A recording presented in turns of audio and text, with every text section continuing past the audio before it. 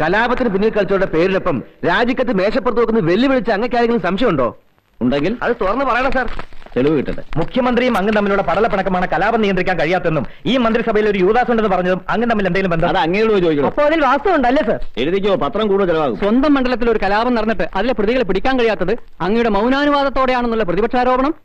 പ്രതിപക്ഷത്തിരിക്കുമ്പോൾ എല്ലാവരുടെയും തൊഴിൽ ആരോപണം ഉന്നയിക്കില്ല. അത് ഞങ്ങളായാലും അവരായാലും. അടുത്ത നടപടിക്ക് അടുത്ത നടപടി. സാർ ഒരു സർ, അഡ്വക്കേറ്റ് അശ്വതി മേനോൻ കാണാമെന്നിരിക്കുന്നു. വരാൻ പറയും. ഒരുപാട് പ്രാവശ്യം ഫോണിൽ ബന്ധപ്പെടാൻ ശ്രമിച്ചു, കിട്ടിയില്ല. സ്വന്തം നാട്ടിലൊരു ദുരന്തം നടന്നിട്ട് അവിടെ നിന്ന് വരാൻ കഴിയാതിരുന്നത് തിരക്കൊണ്ടാവും അല്ലേ?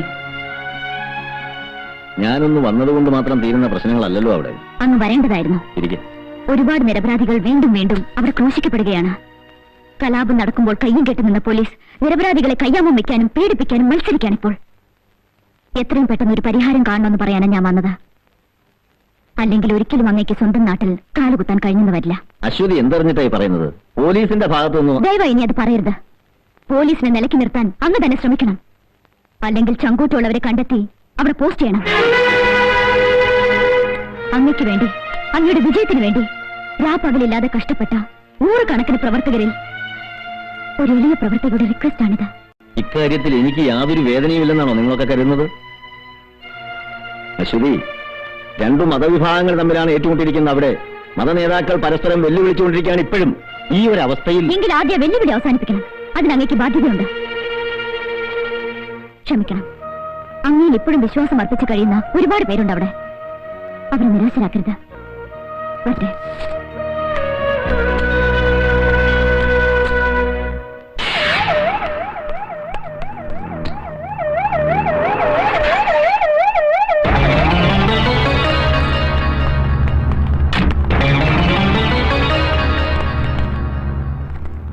അവന്മാരൊക്കെ വന്നിട്ടുണ്ടോ?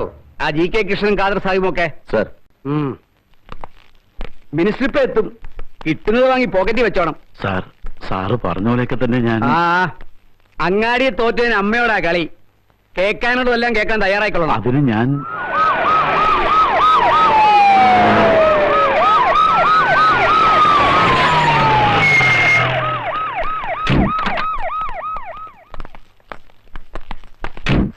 താനല്ലടോ പൂമനം സർക്കിൾ. തനിക്ക് എന്തായിരുന്നു പണി? 8-9 എണ്ണം മരിച്ചു, കുറെ എണ്ണം മരണക്കാത്ത ആശുപത്രിയിൽ. താനൊക്കെ എവിടെ പോയി കിടക്കായിരുന്നു? നിരോധനാജ്ഞ ഏർപ്പെടുത്തിയിട്ടുണ്ട് സാർ. നിരോധനാജ്ഞ അല്ല സാർ. എന്തല്ല സാർ? സാർ, ആ GK കൃഷ്ണൻ, ഖാദർ സാഹിബ് വന്നിട്ടുണ്ട്. എന്താ സാർ നിന്നിളഞ്ഞത്? ഒന്ന് മൂത്രമൊഴിക്കാൻ. എന്താ വേണ്ടേ? നിങ്ങളിങ്ങനെ പരസ്പരം മിണ്ടാൻ മടിച്ച് മുഖം വീർപ്പിച്ചിരുന്നാൽ നമുക്കിതിന്റെ പരിഹാരം ഉണ്ടാവണ്ടേ? രണ്ടു മതങ്ങളുടെ പ്രധാനപ്പെട്ട നേതാക്കളായ നിങ്ങൾ പരസ്പരം വെല്ലുവിളിച്ചാൽ ജനങ്ങൾ വീണ്ടും ആയുധമെടുക്കും. ഇനിയും ഇതിന്റെ പേരിൽ ഒരു രക്തചിത്രം ഉണ്ടാവരുത്. അതുകൊണ്ടാണ് ഞാൻ പറയുന്നത്, നിങ്ങളെല്ലാം ക്ഷമിച്ചും സഹിച്ചും സംയുക്തമായ ഒരു പ്രസ്താവന ഇറക്കി ഇരുഭാഗത്തുമുള്ളവരോട് ശാന്തരാവാൻ ആവശ്യപ്പെടണം. പെട്ടേ പറ്റൂ. എന്ത് പറയുന്നു ഖാദർ സാഹിബും GK കൃഷ്ണനും? നിങ്ങളൊരു ഇസ്ലാമാണ്. നിസ്കാരപ്പായിൽ നിന്ന് പോലും വലിച്ചെഴുത്തുകൊണ്ടുപോയി കടപ്പുറത്തിട്ട് ഒട്ടിമുറുക്കി കൊന്നതോട് ക്ഷമിക്കണമെന്നും പൊറുക്കണമെന്നും പറയാൻ വിളിച്ചു വരുത്തിയ നിങ്ങളൊരു കാഫിറാണ്. കാഫിർ. കടലിലും കടപ്പുറത്തും തളം കെട്ടിക്കിടക്കുന്ന മുസ്ലിം സഹോദരന്റെ ചോര നിങ്ങളൊന്ന് വന്ന് കാണണം. അത് കണ്ടാലേ പടച്ചോളിൽ വിശ്വസിക്കുന്ന ഇസ്ലാമിന്റെ നെഞ്ച് കത്തും. അത് ചിലപ്പോൾ ആളിക്കത്തിന്നും വരും. ആ തീയിൽ നിങ്ങൾ ഈ പറയുന്ന മുസ്ലിം സഹോദരന്മാരിൽ നിന്ന് വീടാന്ന് പറയാൻ പറ്റുമോ ഖാദർ സാഹിബ്? ഞാൻ ആരുടെ കയ്യിലും കത്തിയും കടാരയും കൈബോംബും കൊടുത്ത് അയച്ചിട്ടല്ല അവിടെ അക്രമം ഉണ്ടായത്. ഇതായിരിക്കുന്നു ചോദിക്കേ. ഇങ്ങനെ ജാതിപ്പെട്ടവരവിടെ ഒന്ന് കാട്ടിക്കൂട്ടിയ എന്നിട്ട് ഇരിക്കുന്നുണ്ടില്ലേ? നിങ്ങളൊരു മന്ത്രി ആയതുകൊണ്ടല്ല, മറിച്ചൊരു ഇസ്ലാം ആയതുകൊണ്ട് മാത്രമാണ് വിളിച്ചു പോകുന്നത്. അല്ലെങ്കിൽ ഇങ്ങനെ മുഖാമുഖം കാണുന്ന രീതി ഇങ്ങനെ ആവില്ലായിരുന്നു. താൻ കുറെ നേരമല്ല കിടന്ന് വിറപ്പിക്കാൻ തുടങ്ങിയിട്ട്. എന്തോ കോപ്പ് ചെയ്യുന്ന താനീ പറയുന്നത്? ചെയ്യണോ? ചെയ്താലുണ്ടല്ലോ ആ കടവച്ചങ്ങ് വെട്ടി മാറ്റും. നിങ്ങളിങ്ങനെ ചൂടായാലോ? ഞാനൊന്ന് സംസാരിക്കട്ടെ GK? നിങ്ങളൊന്നും സംസാരിക്കണ്ട. രണ്ടുപേരും ചേർന്ന് ഞങ്ങളെ വിഡ്ഢിയാക്കാമെന്നും കരുതണ്ട. ഒന്നുമില്ലെങ്കിൽ രണ്ടിന്റെ ശരീരത്തിലോടുന്ന ഒരേ രക്തമാണല്ലോ. അതിന്റെ ഗുണം നിങ്ങൾ കാണിക്കും. GK, എന്തോന്ന് കോപ്പ്? താൻ എന്താ പറഞ്ഞത്? കടപ്പുറത്തൊഴുകിയത് ഇസ്ലാമിന്റെ രക്തമാണെന്നോ? അത് കേട്ടപ്പോ നിങ്ങൾക്ക് നൊന്തു അല്ലേ? ഇവരുടെ ഭാഗത്ത് 4 എണ്ണം പോയിട്ടുണ്ടെങ്കിൽ 4 എണ്ണം ഞങ്ങൾക്കും പോയിട്ടുണ്ട്. കണക്ക് പൊത്തിരിക്കുക.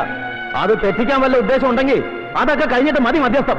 ഇപ്പൊ നിങ്ങൾക്ക് മനസ്സിലായില്ലേ ഇവരുടെ തനിനിറം? ഇതിന്റെ പേരിൽ നിങ്ങൾ എന്ത് സമാധാനം ഉണ്ടാക്കാൻ പോണത്? ഒരു കാര്യം പറഞ്ഞേക്കാം, ഇനി ആ കടപ്പുറത്ത് ഒരു മുസ്ലിമിന്റെ ഒരു തുള്ളി ചോര പറഞ്ഞ ഇനി അത് നിലക്കില്ല. എല്ലാവരും ചങ്കിൽ വെച്ചോ. സാഹിബേ, ഈ കളിയൊക്കെ ഒരുപാട് കണ്ടതാ മിനിസ്റ്ററെ.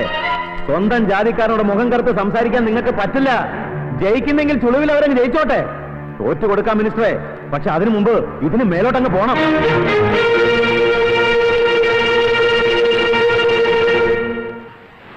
ഈ ജി കെ കൃഷ്ണന്റെയും ഖാദർ സാഹിബിന്റെയും കൈകൾ തമ്മിൽ ചേർത്തുകൊണ്ട് ഈ പ്രശ്നം പരിഹരിക്കാൻ പറ്റുമെന്ന് എനിക്ക് തോന്നുന്നില്ല സർ. ഈ വേഷോട്ടുകൊണ്ട് പറയാൻ പാടില്ല, എങ്കിലും പറയുകയാണ്. പൂമനം സംഭവത്തിൽ പോലീസിന്റെ നിലപാട് എനിക്കറിയാം. പൂമനം സർക്കിൾ ഇൻസ്പെക്ടർ ജോസഫ് ചാക്കോ അയാൾ കൃത്യമായി പ്രവർത്തിച്ചിരുന്നെങ്കിൽ ഈ സംഭവം തന്നെ അവിടെ ഉണ്ടാകില്ലായിരുന്നു.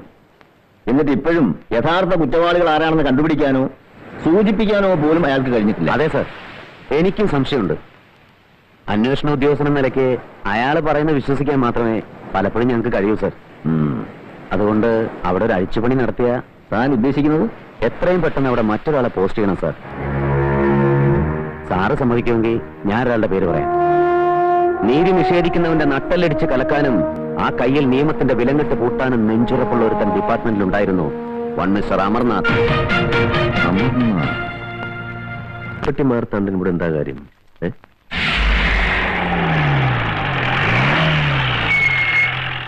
അതൊന്നും ശരിയാവില്ല മാർത്തണ്ട, ശരിയാവില്ല.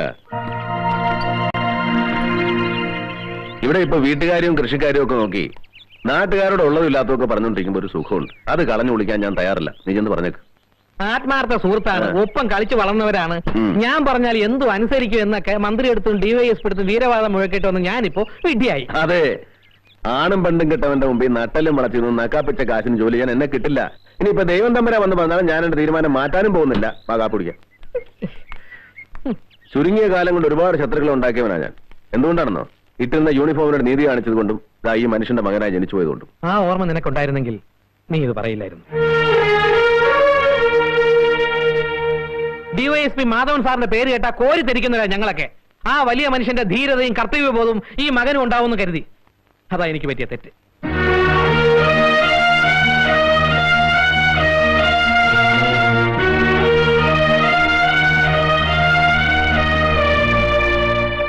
അമ്മേ, അമ്മയോട് എനിക്ക് കുറച്ച് കാര്യങ്ങൾ പറയാനുണ്ട്. അത് കേട്ടിട്ട് അമ്മ മകനെ ഒന്ന് പറഞ്ഞ് മനസ്സിലാക്ക്.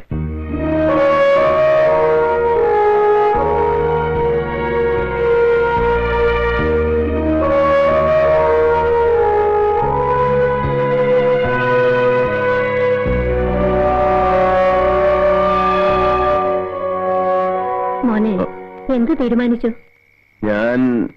എനിക്കൊരു തീരുമാനം എടുക്കാൻ കഴിയുന്നില്ലമ്മേ. എന്റെ മോനൊരു തീരുമാനം എടുക്കണം.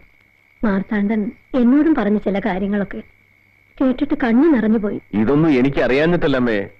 അവിടെ ചെന്ന് എന്തെങ്കിലും ചെയ്യാമെന്ന് വിചാരിക്കുമ്പോ അപ്പ കാണാൻ പറഞ്ഞു വിട്ടവന്റെ സ്വഭാവം മാറുന്നത് ഞാനിത് എത്ര കണ്ടതാ. എന്റെ മോൻ അതൊന്നും ഇപ്പൊ ഓർക്കണ്ട. 8-9 പേരാ അവിടെ മരിച്ചത്. അത് ചെയ്തവരെ രക്ഷപ്പെടാൻ പാടില്ല.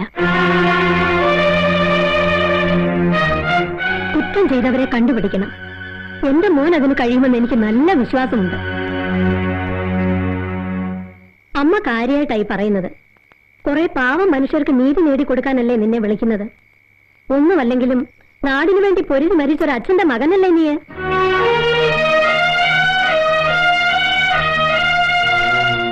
മോനെ, 9 വർഷമേ ഞാൻ കൂടെ കഴിഞ്ഞിട്ടുള്ളൂ. മരിക്കുമ്പോഴും ആ ശരീരത്ത് കാക്കി ഉണ്ടായിരുന്നു. നീ ആ വേഷമിടുമ്പോ, ആളുകൾ അംഗീകരിക്കുമ്പോ വെറുതെ ആയി പോകരുത് എന്റെ മോന്റെ ജന്മം. എന്റെ മോൻ പോണം, അല്ലെങ്കിൽ അച്ഛന്റെ ആത്മാവ് പൊറുക്കില്ല. ശരിയമ്മേ, ഞാൻ പോവാം.